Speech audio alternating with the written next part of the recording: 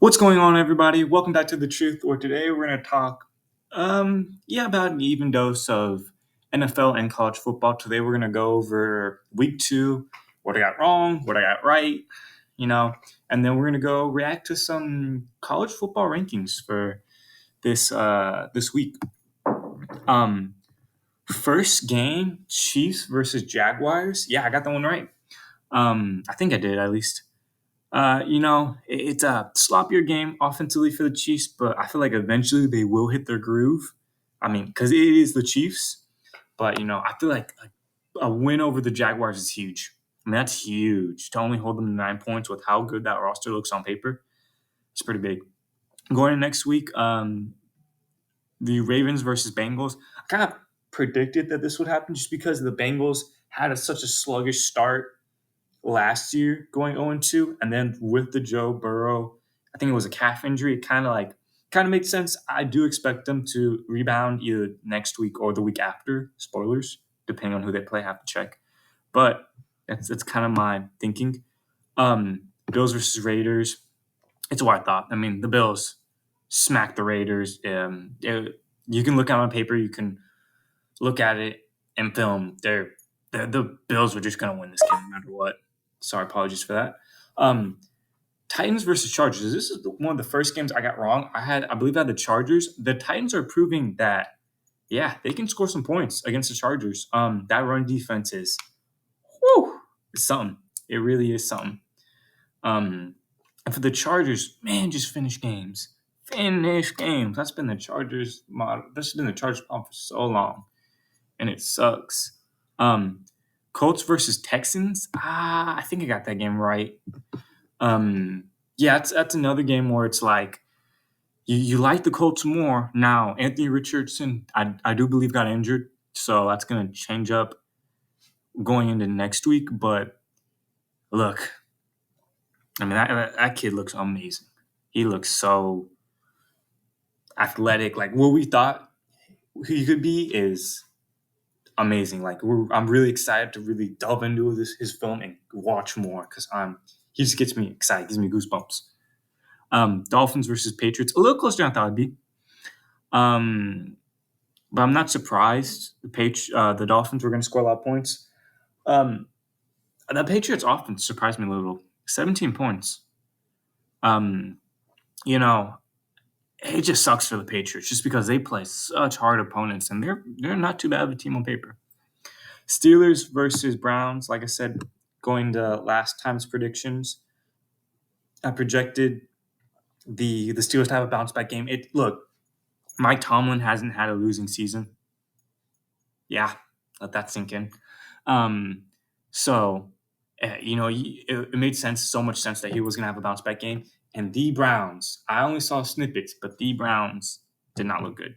It looked like they turned over the ball a lot. And that's some clunks, which are going to have to be cleaned up. But, it's still early in the season. Cowboys versus Jets, kind of figured. Look, Rodgers isn't playing. Give me Cowboys. I'm surprised. They did put up a lot of points. I want to see the Cowboys go against the 49ers. That's going to be a good game. But other than that, Cowboys doing what the Cowboys do. They have great paper on roster, a great team on reality. So, I don't remember if I got this game right or wrong. I might have gotten this game wrong. Commanders starting out, I think 2-0. Good for them. Close game. Close game. I know there was a pass interference call that got missed, but I mean, look. I hate to say it because I've heard it so many times, but don't let them lead up to that. Don't put the game in the ref's hands. As a team, if you can do that, then when a slip up does happen, and we'll talk about a team who had a slip up or a potential missed call, I'll talk about it later. But whenever you have that, don't put it in their hands. Do your job, execute, and so then when stuff like that does happen, well, guess what? You're still leading. You're still doing fine. Might have been a bump, but you're still cruising. But good win for Washington. Eagles versus Vikings. Closer than I thought it'd be. A lot closer than I thought it'd be. Kind of surprising. But look, Vikings offense, Justin Jefferson. Oh my gosh, he is doing amazing. Other than that, that Vikings defense needs to impress me. I need to see more from that defense to really be strong about the Vikings winning this division. The Bears, the Bears, the Bears, the Bears. I had so much hope going into the season for the Bears. They had such a good roster. They had on paper. They had a good receiving core, a good run game. O line looked a little sketch by me. I like the weapons they had, and they just can't put it together. I'll really have to do a film study on them. That's going to be interesting. Buccaneers starting 2-0. That's shocking a lot of people. Now, they did play, I believe, the Vikings and the Bears, which we don't know how these teams are going to finish. So we'll keep it there. We'll keep it at that. But the Buccaneers could either be really good this season or really bad. I don't know if they'll be in between. Just because, one, of health, and two, just the uncertainty right now. Everyone is talking about the Falcons versus the Packers and how they made a comeback and won it. I'll give them props. Desmond Ridder still has to prove to me he can do it, though. I mean, there's only so much you can run. You can only run so much until you face a team like New Orleans, like San Francisco, like the Titans, who can stop the run efficiently. And then I'm kind of sitting at that receiving corner looking at their quarterback and going, what are you going to do now? It leads me to want more from that offense passing wise. I want to see that passing offense do better. From the Packers, dog, you just got to secure that win. You had it in your hands and fumbled the bag. But it's a good learning moment. That offense looked good. Passing wise, the offense looked really good. Jordan Love looked efficient. He did really well. I believe if I'm not wrong, he has 6 touchdowns and no interceptions. That's pretty impressive. It's really impressive going into week 3. Seahawks versus Lions, great win. Great rebound win from the Seahawks. I want to see that defense do better, but it is the Lions. But great win by them in overtime. Lions, I know it's tough, but look, you got plenty more games. Y'all look amazing. If your defense can take that step up, because you scored enough points. I'm a firm believer if you score 28 points, that's on your defense for not doing their job. Offensively, you did your job. Defensively, you gotta have the other half. But it's a good game, and it's gonna be interesting to see how they play. 49ers versus the Rams game. I had the pleasure of watching this game, and Puka, I don't know how to say his last name. Who is this guy? Where did he come from? And I want to do more. I want to see how far this guy can go. Is he going to play it like this throughout the season? Is he a one-hit wonder? What is he? 49ers, good win by them. Good job. As we expected. Giants over Cardinals. Cardinals were dogging on them for a little while. Then Giants came. They started slow and came back and won it. Saints versus Panthers. Going back to originally what I was saying about the Commanders versus the Broncos. The Saints had let me paint the situation. Bryce Young and the Carolina Panthers are trying to go down the field and score. I believe it's either they either have 3 or 6 points, and they're trying to go down the field and score a touchdown, or at least a field goal, and put their team on top. Eventually, there's a pass interference call, questionable pass interference call, just like the Broncos.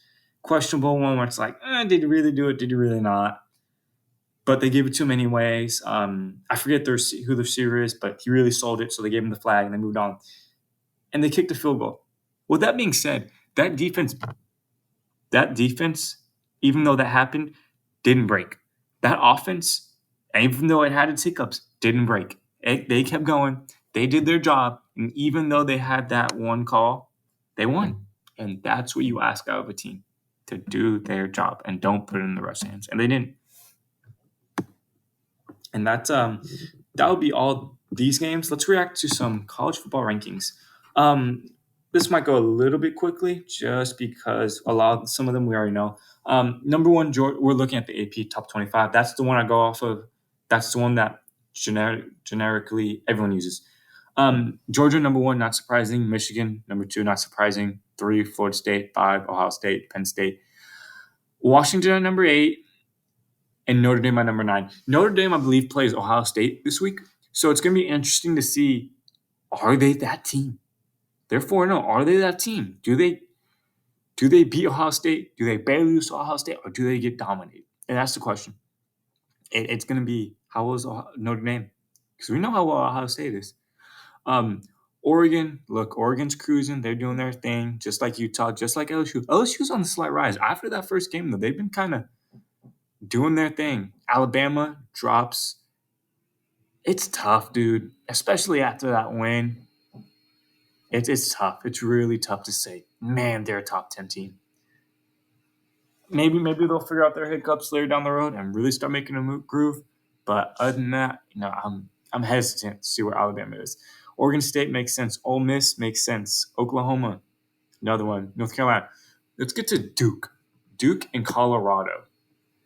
Duke is ranked 18th right now, and look, I've always known Duke as a basketball team through and through. So to see them at 18 is really surprising. Can't wait to see what they can do. Colorado's on the rise. I mean, man, Colorado's on the rise. They're going to do some things. They're doing some things this year. Don't know why they moved down one, though. Look, their defense is questionable, but that offense is moving and grooving. Miami's up there. They're 3-0. Washington State 3-0. UCLA 3-0. I'm surprised Tennessee dropped 12 spots. To say Tennessee's worse than Duke, maybe North Carolina. Oklahoma's been putting up some good games, but I'm waiting for them to play some top competition. Iowa, that's gonna be an interesting one. And then Florida sneaks in after their win to Tennessee. That I know it's tough to say. Dang, Tennessee dropped. They lost to I think 1-1 team, but it's an SEC team. We gotta realize that it's an SEC team. So for them to drop 12 is kind of crazy to me. But I mean, I guess I get it. I would have dropped them maybe 17 or 18, where North Carolina and Duke is, because yeah, you do lose a game, but to an SEC team, we'll see how Florida does. We'll see how Tennessee bounces back. But yeah, that's gonna be it for today. Thanks for watching. Tell me anything you want me to cover football wise. Any player you want me to cover.